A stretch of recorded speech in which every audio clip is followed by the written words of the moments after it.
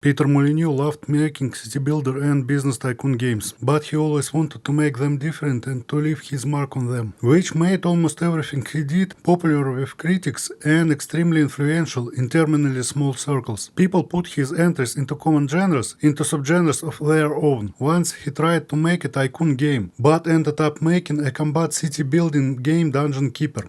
Cyberlore was a small struggling development company that didn't see success with their own games, so they were mostly working for hire, doing map packs to already successful games, like the infamous Beyond the Dark Portal. It is, with the exception of top-level competitive StarCraft multiplayer and hardcore Diablo 3, the most difficult Blizzard game that there is. Or utterly obscure The Price of Loyalty. In their final attempt at making a game of their own, they decided to make a Dungeon Keeper clone, but set in the overworld, which led to them creating a rather mundane city-building set of mechanics with Dungeon Keeper's flag-based and money magic combat. Nevertheless, Majesty, the Fantasy Kingdom sim, became extremely influential in smaller than terminally small circles in its own right. It was warmly welcomed by the critics and the 3.5 people who bought the game. After which, seeing such amazing sales, Cyberlore decided to just end things. Since Paradox's attempt to monetize nostalgia by outsourcing the IP to IDNS resulted in an utter atrocity of Majesty 2 that is hated by everyone who has even a smidgen of self-respect, those 3.5 buyers of the first game, out of whom only half a person managed to finish the Northern expansion, were left hungry for more, and a new wave of developers grew up to try and monetize this nostalgia again, out of which Lessaria is the first to the finish line. It is advertised as an RTS, but only a complete pants-on-head neurodivergent would call an obvious epitome of city builder an RTS just because it has some type of combat or a top-down view. These clowns learned nothing from gamer Goebbels and still repeat Games Journeys Pro's idiocy, despite being fully aware that Games Journeys Pros never play games and make all that crap they write on the fly, according to the paycheck. Who was the first moron to utter words indirect control, as if we didn't already have several decades of city building games with indirect controls. With the slowly growing number of Majesty clones, it is feasible that this set of mechanics will turn into its own subgenre of city builders. DK finally got enough clones that it became one.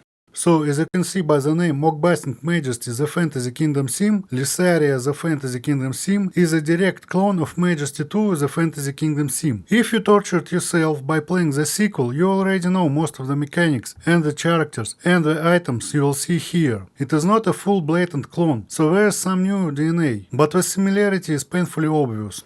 It is the first real big finished project from a studio that made an abandoned unfinished game and a touch font slop. And it's not just a finished project, but a game with a real opening cutscene and 2 full sets of voice acting. Where from the funding came? The studio is also based in Gulag. Who they voted for? They won't answer due to a threat of prosecution by Gestapo. Since this game is Majesty 2 done right, it has pre-made adventure maps instead of randomly generated big open play areas driven by the spreadsheets instead of landscapes. The trading posts are restricted to the rare special spots, and this time you can't even protect them with towers. All your buildings have to be inside a limited area around your castle, and that area can be abstracted by all kinds of landscape features. You also need to cram in that space all the peasant houses which now are not popping up randomly like mushrooms, but have to be paid for and upgraded by you, and the expanded selection of economy buildings too, though it doesn't really matter on most of the maps. Only during the end game and on the survival map you can run out of space in a natural manner. The good thing is, now everything is on an honest grid. No stupid Majesty circles and no stupid guessing from the sequel. Majesty pretended to have a unique economy where armed dudes venture out to loot the chests and bring that cash home to pay taxes to you. While having heroes spreading fast and wide could boost your economy, the majority of income came from markets passively generating cash. In the sequel, the only market became the virtually only source of income, sometimes boosted by the trading posts.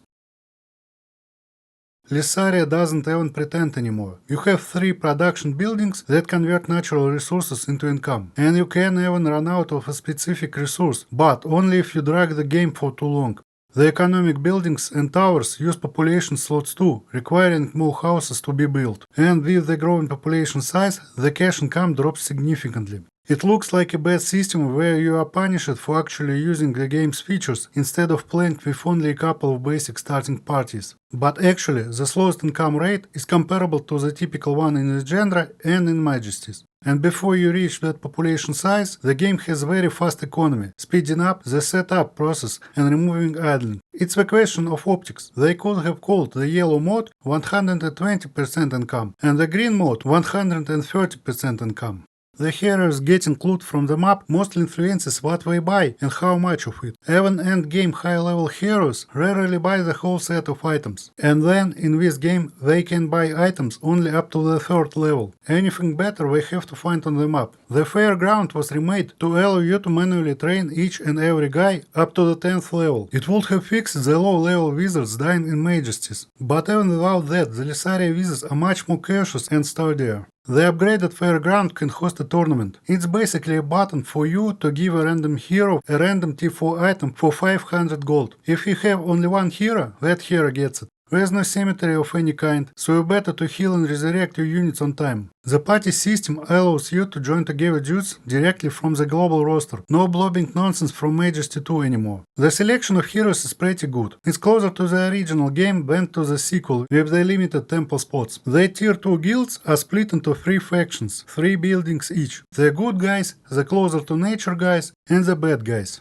Yep, in this game it's demons teaming up with angels to fight undead, instead of necromancers being anti-heroes to stop the absolute evil of demons. The side races are way less involved than before, and the mutually exclusive choice is not a significant choice. The dwarves still repair buildings, probably. The elves are archers, and the orcs are fighting two one way or another. Then there's the ogre house that can support one ogre, a pretty good melee tank, and he is ready to be friends with any other race. The game also introduces a separate king currency, which can boost the economic buildings spent to prioritize one construction site over another, boost the bounty priority when you low on funds, or give a direct destination order to one unit, basically forcing it to attack move. The maps have replaced portal spots to cut the commute time, but heroes do not use them effectively. The magic is weak. The Northern expansion and Majesty 2 relied on you using spells for everything. To destroy buildings, to kill annoying units, to play the following objective. Here, attack spells do no damage, and summon spells summon trash with 1 HP. The healing and restore spells are more or less useful. The revive spell is very expensive to reach, but it serves its purpose, and all spells have decently long cooldown, so you can't compensate their pathetic weakness by spamming them. You need to prioritize which unit you want to revive before they expire, and not to waste cash on the 2 attack spells. The main campaign is 14 levels long, with the first 3 being available in the demo, and being pretty much representative of the game. The quests and side quests have cash rewards, to cut the downtime even more. The maps are decently fun and try to have different goals. The story is pretty pedestrian but serviceable. The last mission kinda sucks. If you get it, it is easy and sucks. If you don't get it, it's too hard and it sucks. Because it's one of those maps where you are supposed to lose one part of the base after an hour. And this time you don't have economy, so it plays nothing like the rest of the game. It doesn't even fit the story. You just destroyed most of the city's buildings in the previous mission, and the lich appears in the outskirts. But when this map starts, the whole castle is in peak condition, and the lich is coming from outside in. It would have been cooler and more fitting to start in the center of the taken over city, rebuilding the economy around the castle while defending against the incoming hordes, then retaking one block after an hour, unlocking more game's features, gaining more allies, and then a final showdown with the boss. The game looks pretty good, but the fog of war is still too dark. There's basically a full voiceover for 2 languages, the original and the English translation mimicking Majesty again. There are also Majesty 2 smileys showing what the heroes want to do, and no way to disable them this time. But in this game, most of the smileys are personalized to the hero type. Only several heroes are not implemented at all and use the default ones. I finished the game on easy, and the easy difficulty forgives a lot of things. It forgives not the players, it forgives the game. Because this game is filled with minor bugs.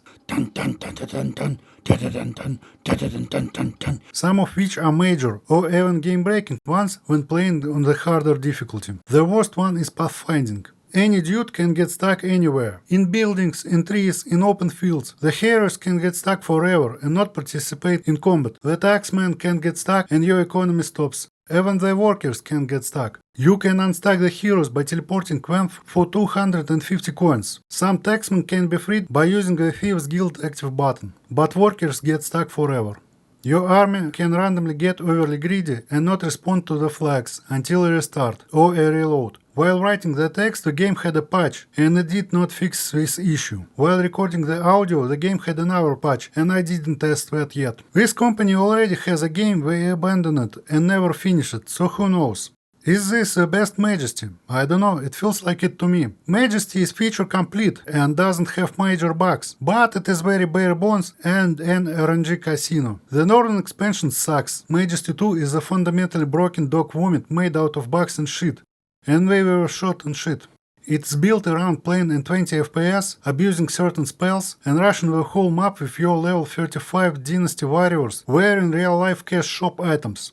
Lessaria feels like a great game that is an extension of your will inside the gaming parameters. There is no RNG to screw you over, even with every character having a chance to spawn with several bonuses or maluses. It feels great even with all the bugs, but unless we fix the bugs, I cannot recommend it to the people who want to play it on harder difficulties than easy.